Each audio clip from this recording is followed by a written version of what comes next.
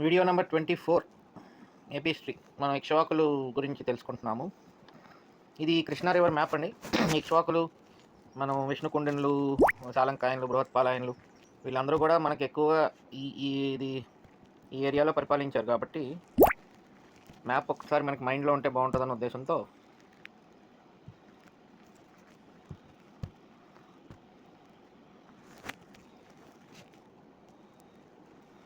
Map ఒకసారి గమనించండి. So ముఖ్యంగా ఈ 2 డిస్ట్రిక్ట్స్ మనకి కృష్ణానది makes a border of Krishna district and Guntur. ఇక్కడ విజయవాడ, ఇది అమరావతి, ఇది గుంటూరు డిస్ట్రిక్ట్, ఇది కృష్ణా డిస్ట్రిక్ట్. అరెస్ట్ కొత్త జిల్లాల మ్యాప్లో అవన్నీ మనం ఎకానమీలో చూసుకోవచ్చు. ప్రస్తుతానికి ఏపీ హిస్టరీ చూస్తున్నాం కాబట్టి let us have previous districts in our mind. So ఇది కృష్ణా జిల్లా, ఇది విజయవాడ, జగ్గాయపేట కొంచెం ఇక్కడెక్కడ ఉంటుంది పక్కన. ఇది నాగార్జున కొండ, అమరావతి ఆ పరిసర ప్రాంతాలు. ఇది గుంటూరు జిల్లా, ఇది కృష్ణా జిల్లా. సో అది ఈ మ్యాప్. కొంచెం మ్యాప్ అలా ఎప్పుడైనా సరే ఫ్రీగా ఉన్నప్పుడు జస్ట్ పాజ్ చేసుకుని ఎక్స్పాండ్ చేసుకుని ఇలా మైండ్లో కళ్ళల్లో ఉండాలి. మ్యాప్ ఉంటే మనకి ఆంధ్ర హిస్టరీ కొంచెం స్పీడ్గా అర్థమవుతుంది. ఇప్పుడు మన ఈ వీడియోలో మనం శ్రీశాంతమూలుడు గురించి తెలుసుకుంటాం. ఇక్ష్వాకులు విజృంభణ. ఇక్ష్వాకులు శాతవాహన అనంతరం క్రీస్తు శకం 225 ప్రాంతంలో విజృంభించినారు. ఫైనల్గా వీరిని పల్లవులు నిర్దించి వీరి రాజ్యం ఆక్రమించారు అని అనడానికి గుంటూరు మండలంలోని దొరికిన పల్లవుల మంచికల్లు శాసనం, మైదువోలు శాసనం నిదర్శనం. ఈ మంచికల్లు శాసనం, మైదువోలు శాసనం పల్లవులు వేయించినవి. ఇది గుంటూరు మండలంలో వేయించారు. పల్లవులు అంటే పల్లవులు వల్ల ఇక్ష్వాకుల వంశం అంతరించిందనమాట. 225తో స్టార్ట్ అయ్యి అరౌండ్ 380 దగ్గర క్లోజ్ అయిపోతాయి ఇక్ష్వాకులు. దానికి నిదర్శనం ఏంటంటే గుంటూరు మండలంలో పల్లవులు ఇచ్చిన మంచికల్లు శాసనం, మైదువోలు శాసనం. సింహవర్మ, శివస్కందవర్మ వీళ్ళు ఇనీషియల్ పల్లవ రూలర్స్.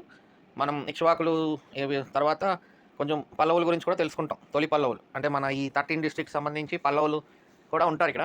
చూసాం కదా లాస్ట్ వీడియోలో పల్లవులు మ్యాప్ చూసాం కాబట్టి పల్లవులు కూడా కొంచెం పరిపాలించారు కాబట్టి వాళ్ళ గురించి కూడా ఒక ఐడియా ఉంటే మనకి ఈ 13 డిస్ట్రిక్ట్స్ ఈ 400 ఇయర్స్లో ఎవరెవరు ఏ ప్రాంతాల్లో పరిపాలించారు అనేది అర్థమవుతుంది. అంటే ఫర్దర్గా మీకు ఈస్టర్న్ చాళుక్యాస్ ఆఫ్ వెంగిలో కూడా most prominent king of eastern Chalukyas Vengi Gunaga విజయదత్తుడు, అతని యొక్క సేనాని పాండురంగడు అనే అతను నెల్లూరు, ఆ బోయకట్టాలు ఆ ఏరియాలను కూడా దండయాత్ర చేయడం, అవన్నీ సాధించడం, అవన్నీ కూడా మనకి ఈ 13 జిల్లాల్లో నడుస్తూ ఉంటుంది కాబట్టి కొంచెం 13 జిల్లాల్లో జరిగిన హిస్టరీ అంతా తెలుసుకోవాలి. ఒక బ్రాడ్ అండర్స్టాండింగ్ డెవలప్ అయితే మనం ఏ పుస్తకం చూసినా ఆ పాయింట్స్ ఏమైనా ఎక్స్ట్రా పాయింట్స్ ఉంటే గ్రాఫ్ చేసి మనం నోట్స్ తయారు చేసుకోవడానికి కానీ మల్టిపుల్ చాయిస్ క్వశ్చన్స్ ప్రాక్టీస్ చేయడానికి కానీ ఈజీగా ఉంటుంది. సో అదండి ఇక్ష్వాకుల యొక్క టైం లైన్. ఇవి పల్లవుల ప్రథమ శాసనాలు. ఏవి? మంచికల్లు శాసనం అని, మైదువోలు శాసనం. ఇది సింహవర్మ అని, శివస్కందవర్మ అని ఇనీషియల్ రూలర్స్ ఉంటారు. వాళ్ళు వేయించిన శాసనాలు అన్నమాట. మనం పల్లవుల గురించి తెలుసుకున్నప్పుడు మనం చూద్దాం. ఈ లిపి భాషను బట్టి ఈ పల్లవ శాసనాలు క్రీస్తు శకం 300 ప్రాంతానివి అనేవి తెలుస్తుంది అనమాట. అందుకని మనం 225 to 300 ఫిక్స్ చేసాం ఇక్ష్వాకుల టైం లైన్. అందుచే ఇక్ష్వాకులు క్రీస్తు శకం కాదు, క్రీస్తు శకం అంటే ముందు కదా, క్రీస్తు తర్వాత 225-300 మధ్య కాలంలో రాజ్యం చేసినారని నిర్ణయిస్తున్నారు. అదండి ఇక్ష్వాకుల యొక్క ఇంట్రడక్షన్. Time line. పురాణాల ప్రకారం ఇక్ష్వాకు వంశంలో 7 రాజులు ఉన్నారంటండి. పురాణాల ప్రకారం ఇక్ష్వాకుల వంశంలో 7 రాజులు ఉన్నారట. కానీ శాసనాల నుండి మాత్రం మనకి 4 రాజుల పేర్లే లభ్యమవుతున్నాయి.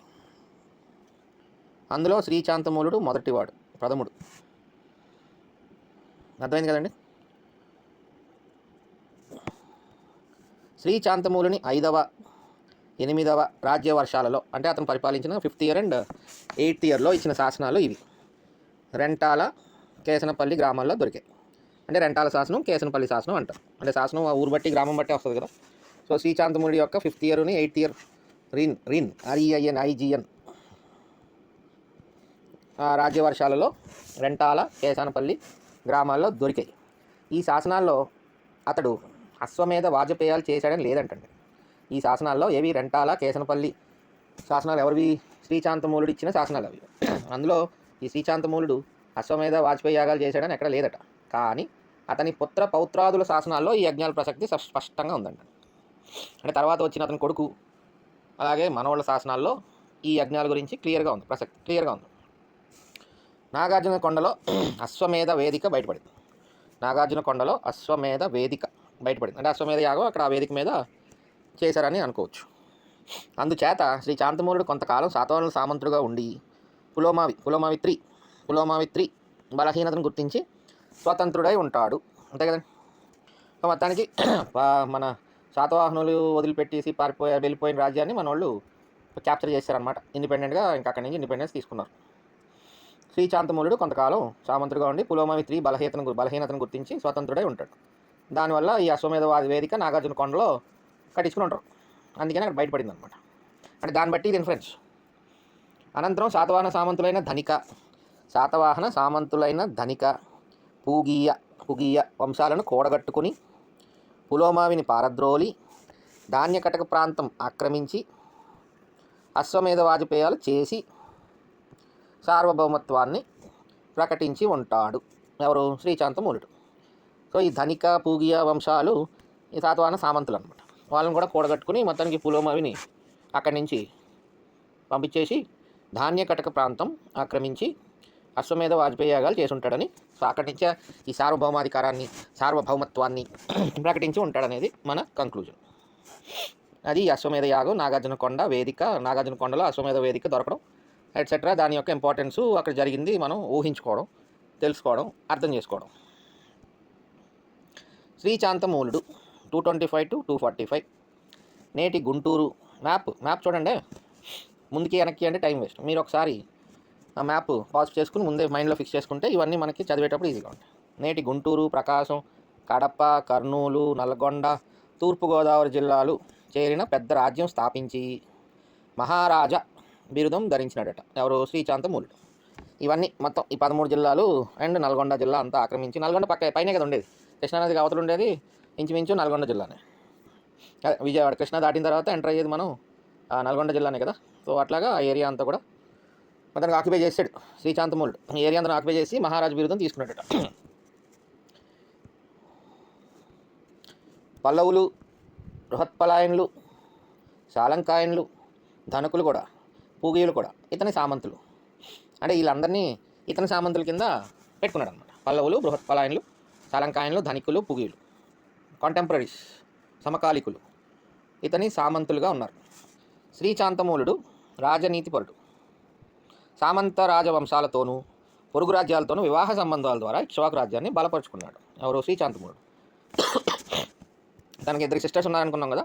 అందులో ఒక సిస్టర్ని శాంతిసిరి, ఆవిడ పేరు శాంతిసిరిని పూగీయ వంశవాడైన మహాతలవర మహాసేనాపతి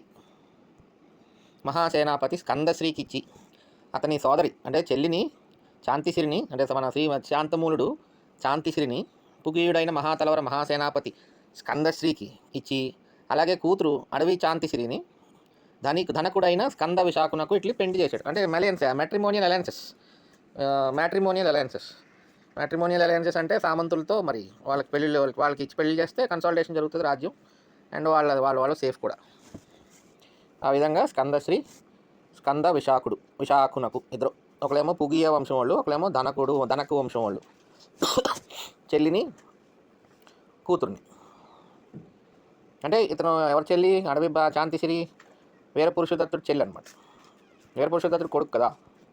వీరపురుషదత్తుడు చెల్లి అడవి శాంతిసిరి. అంతేకాక ఉజ్జయిని రాజకుమార్తె, ఉజ్జయిని యొక్క సఖ కింగ్డమ్ ఉంటుంది కదా, శాతవాహన కాన్ఫ్లిక్ట్ అని చూసాం కదా, సకులు వాళ్ళ రాకుమార్తె రుద్రధర భట్టారిక అని తన కుమారుడు వీరపురుషుడితనకు పెండ్లి చేశాడు.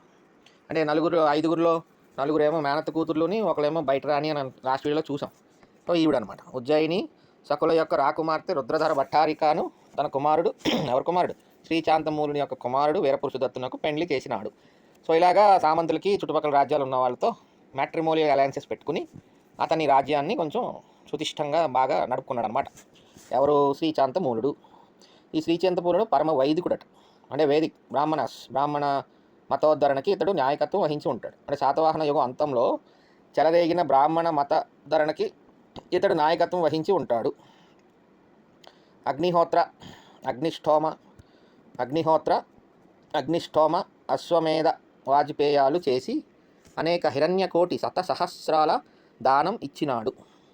ఇతను ఈ వేదిక యజ్ఞాలన్నీ చేసి అలాగే హిరణ్య కోటి శత సహస్ర హిరణ్య కోటి శత సహస్ర శత అంటే 100 సహస్ర అంటే ఏంటో తెలీదు ఇలా దానాలు ఇచ్చినాడు. మొత్తానికి బాగా దానాలు చేసేటండి ఈ శ్రీశాంతమూలుడు. ఈ దానాలకు సాంఘిక ఆర్థిక ప్రాధాన్యం చాలా ఉన్నట్లు కనిపిస్తుంది. మనం అనుకున్నాం కదా, బ్రాహ్మణుల్ని సంతృప్తిపరచడానికి దానాలు ఇవ్వడం, తద్వారా రాజ్యాధికారానికి ఎట్సెట్రా ఎట్సెట్రా కన్సాలిడేషన్ అనమాట. అంటే మతానికి విలువిస్తే ఆటోమేటిక్గా ఆ కింగ్డమ్ వాళ్ళ కంట్రోల్ ఇవన్నీ ఉంటాయనేది మనం అక్కడక్కడ చూస్తున్నాం. శ్రీశాంతమూలుడు మహాసేన విరూపాక్షపతి భక్తుడు శ్రీశాంతమూలుడు మహాసేన విరూపాక్ష మనకి ఇది లేపాక్షి టెంపుల్స్లో కూడా వస్తుంది విజయనగర పీరియడ్లో. విరూపాక్షపతి భక్తుడు. అలాగే నాగార్జున కొండలోయలో బయటపడిన మహాసేన ఆలయాల్లో కొన్నింటిని శ్రీశాంతమూలుడే నిర్మించాడు. నాగార్జున కొండలోయలో మహాసేన ఆలయాలు బయటపడ్డాయట, అందులో కొన్ని మన శ్రీశాంతమూలుడే నిర్మించాడంటండి. మహాసేన విరూపాక్ష ఆలయాలు నాగార్జున కొండ లోయలో బయటపడ్డాయి. పరమ వైదికుడైన శాంతమూలుడు అశ్వమేధ యాగాన్నే కాక అగ్నిష్టోమ అగ్నిహోత్ర వాజపేయ యాగాలను కూడా చేశాడు కదా, చూసాం కదా. అలాగే మహాసేన కార్తికేయ విరూపాక్ష కార్తికేయను భక్తుడని చూసాం. ఇతను మహాదాత, హిరణ్య కోటి శతసహస్ర దానాలు చేసినట్టు చూసాం. కోట్ల కొద్దీ బంగారు నాణాలు, లక్ష కొద్దీ గోవులను నాగళ్ళను దానమిచ్చాడటండి. బంగారు నాణాలను ఇచ్చాడట ఎవరు? శ్రీశాంతమూలుడు. కోట్ల కొద్దీ బంగారు నాణాలట, లక్షల కొద్దీ గోవులనట, నాగళ్లను అలాగే దానం ఇచ్చాడంటండి ఎవరు? శ్రీశాంతమూలుడు. అలాగే భూమితో పాటు నాగళ్లను దానం చేసి తన రాజ్యంలో వ్యవసాయాభివృద్ధికి తోడ్పడ్డాడంటండి. భూమిని దానం చేశాడు, నాగళ్లను దానం చేశాడు, అలా దాని ద్వారా ఈ వ్యవసాయాభివృద్ధికి తోడ్పడ్డాడట. ఈ పాయింట్ వలన మనకి క్వశ్చన్ వచ్చింది 2012లో.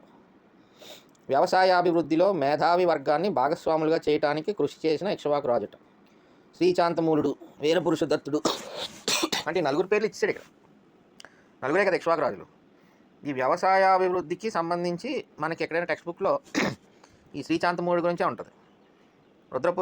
వీరపురుష దత్తుడు గురించేమో బుద్ధిజము స్వర్ణయోగం అంటారు.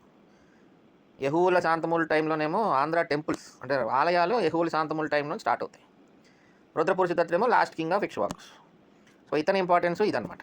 ఇతని ఇంపార్టెన్స్ ఏంటంటే ఫస్ట్ కింగ్, బాగా దానాలు చేశాడు, భూమితో పాటు నాగళ్ళను దానం చేసి తన రాజ్యంలో వ్యవసాయ అభివృద్ధికి తోడ్పడ్డాడు.